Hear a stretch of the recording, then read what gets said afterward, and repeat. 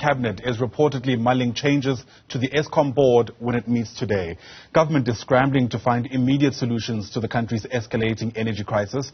President Cyril Ramaphosa arrived in the country yesterday morning, sooner than expected, in order to address load shedding. The country was plunged into stage 6 blackouts on Sunday, with stage 5 now in place until further notice.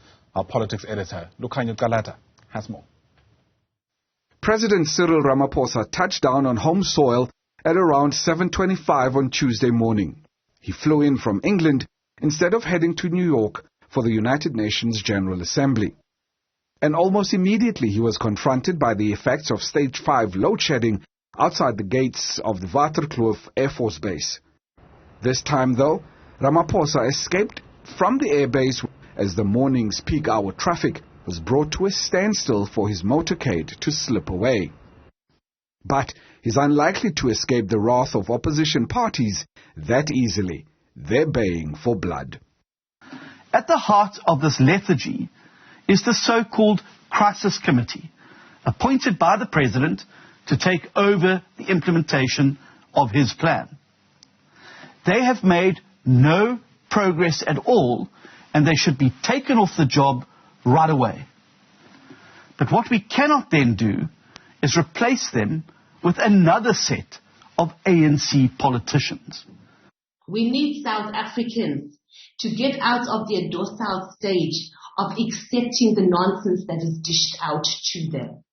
And not everything needs to be led by political parties or civil organizations or even unions, because we are always questioned about our motives. South Africans need to get out there, go and occupy union buildings and say we are not leaving until we have a competent government there, and we do not have to wait for 2 years. And this is the point that I'm trying to make. But it seems Ramaphosa and his Minister of Public Enterprises, Pravin Gordhan, aren't keen to indulge the wishes of their opponents at this stage. I'm not interested in the politics of all of this. I have a job to do. I have a mandate from the President, and I intend to execute it to the best of my ability. And then if there are any changes that are necessary, well, that's up to my boss. And in terms of the speculations about names and who will fire whom, well, each of us, I'm sure, have thoughts on that matter, and at an appropriate time we can talk about that. But that's not a debate for now. Ramaphosa and his cabinet of ministers will meet virtually on Wednesday, where the plight of Eskom will top the agenda. However, some South Africans, although hopeful, doubt that anything of significance will come from this meeting. Nobody is willing to live in such conditions. Things are really bad. Thank you, we hope things get better. I'd like to plead with him to maybe consider a more sustainable and permanent solution to the load shedding crisis, because it is a crisis, not the first time it is occurring, but we do plead for a more permanent solution. Why now all of a sudden? Why do we have to get to stage 6 before they start implementing something that will actually resolve the matter, as she said, permanently?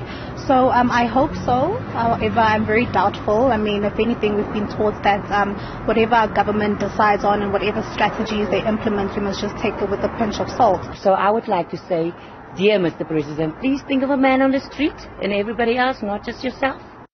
It's unclear at this stage if or when the President will address the nation on the outcomes of his meeting with the ministers and what the way forward is, as citizens and the economy continue to suffer one of the worst weeks of power cuts in almost 15 years.